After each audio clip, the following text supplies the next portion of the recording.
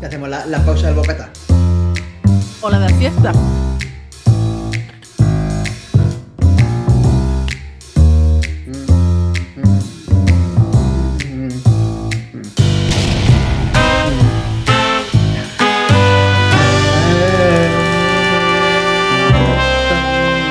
¿De qué vienes a hablarnos hoy, Saray? No, hoy estamos inmersos en un programa con el sexo como tema central, así que estuve pensando en diferentes libros que pudieran encajar en la categoría. ¡Ay, el mío! ¡Qué guay! Sinceramente, el primero que me vino a la mente fue el de los 120 días de Sodoma, del Marqués de Sade. Pero bueno, no sé, el contenido es quizá demasiado obsceno, tal vez, ¿no? Así que... ¿Hay película? ¿Hay película? Pues no lo sé, pero probablemente hay alguna obra al respecto, ¿no? El que te puede decir es Kike, que es experto en cine. Sí. Y en literatura erótica. También. Y en deporte. Bueno, también. Al final reparé en que había una apuesta segura, y es Sexus, de Henry Miller. Bueno, esta historia es básicamente un compendio de experiencias sexuales del autor. Aquí no hay prejuicios ni limitaciones, y puede parecer que un trabajo así será descuidado en las formas, pero no. La narrativa de Henry Miller es impresionante. Y creo que aparcando ese lenguaje que te deja ojiplático por lo descarado, es un trabajo enorme. Sí, muy descarado. Muchísimo. Si no has leído a Miller... Henry. No, pero no he bebido su cerveza. Sí. Bueno, es un trabajo de enorme calidad, ¿vale? Bueno, decir que en la época fue todo un escándalo, incluso si tenemos en cuenta que ya habían salido los famosos trópicos de Cáncer y de Capricornio, que son bastante explícitos, di Carlos. ¿Qué fecha estamos hablando, Saray? Pues esto más o menos sobre el 40 y largo, por ahí. Gracias. Sí. Bueno, tengamos en cuenta que él vivió... Bueno, ahora te cuento un poco todo el tema de la... que me sacas de mi esquema, Carlos, y no puedo. Salieron los trópicos de Cáncer y Capricornio, que son bastante explícitos, decía, y para más Henry Miller lo incluyó en una trilogía. La trilogía de la crucifixión rosada. Los libros serían Sexus, Plexus y Nexus. Da igual qué libros cojan, porque pienso que cualquier lector mayor de edad debe leer algún trabajo de Henry Miller. Mínimo el Trópico de Cáncer, es mi favorito de todos.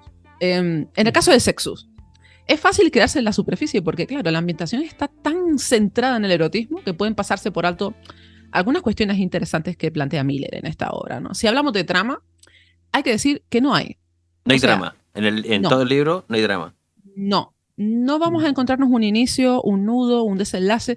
Lo único que existe es la relación carnal descrita con todo lujo de detalles, un sexo muy pasional que roza la pornografía en algún que otro punto. Pero estamos hablando de Henry Miller, que no es un autor cualquiera y no da puntadas sin hilo. Su estilo tiene muchísima solidez y tras ese dibujo excitante, plagado de grafismo, a veces hasta innecesario, hay muchísimo análisis social. Tengamos en cuenta que los libros de Miller son, pues, una amalgama de experiencias personales y en el momento en que escribió se hallaba en una fase poco creativa. De hecho, él sentía que estaba en una etapa nada estimulante a nivel profesional y decide marcharse a París, que por entonces era la cuna bohemia de infinidad de escritores. Que la vida de este autor se debatió entre el alcohol y la sexualidad. El pobre. Ay, qué penita me da. Joder. Y ese trabajo traslada todas estas frustraciones, lo aburrido que está de todo, en especial de su matrimonio.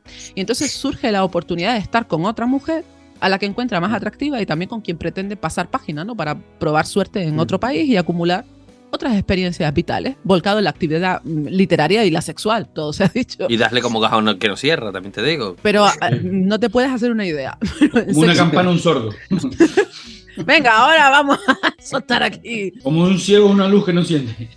Esto es como el 1, 2, 3. Como el 1, 2, 3. En Sexus nos encontramos la historia de un hombre que empieza a vivir de nuevo y eso implica una apertura mental a otras costumbres, a otra forma de ver el sexo y también una manera de dejarse arrastrar por su vocación de escritor. Creo que si uno es capaz de apartar todas las escenas subidas de tono de la obra, puede percibir los detalles subyacentes como la importancia de perseguir los sueños, a pesar de que estos puedan ser muy frustrantes, sobre todo si tenemos en cuenta que la profesión que él escoge pues no era precisamente una con demasiado futuro.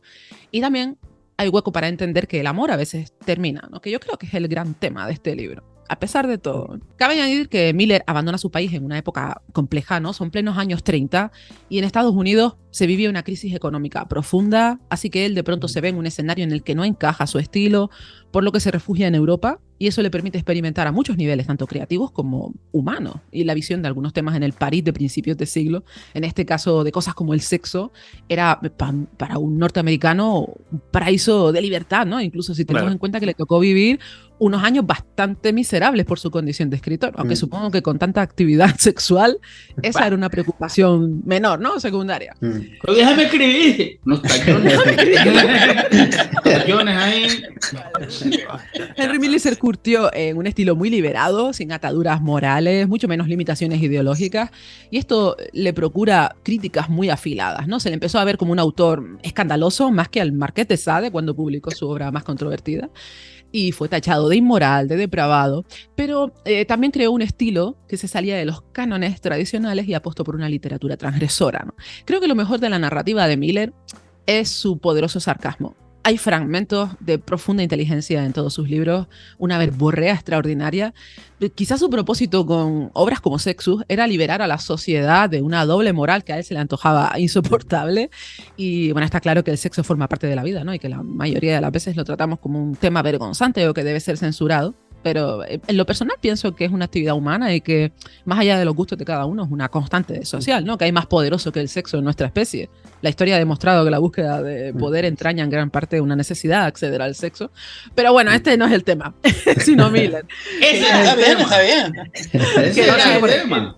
Ya a finales de los años 40, pues consideraba indispensable sacudir a los lectores con una historia sin tapujos que hablara de su decepción respecto al matrimonio. Recordemos que este autor se casó en varias ocasiones y al mismo tiempo narra la fascinación que siente hacia el género femenino. También hace un discurso contra el concepto de trabajo, aludiendo a temas como la esclavitud o la falta de magia en las profesiones, todo empapado en decadencia y, por supuesto, sexo en grandes dosis. Bueno, como siempre digo, lo mejor es conocer por uno mismo a cualquiera de los autores de los que hablo en esta sección, así que invitados quedan a descubrir al sublime y también descarnado Henry Miller, que no tiene desperdicio. Henry Miller, el tipo que es capaz de escribir un libro sin principio ni final. No, y además es que... Una cosa, Saray. Sí. Te tengo que pedir que como canaria que eres, sustituyas la palabra amalgama por amasijo, que me gusta. Amasijo, ¿no? Además es una palabra que... Amasijo, Amasijo. es que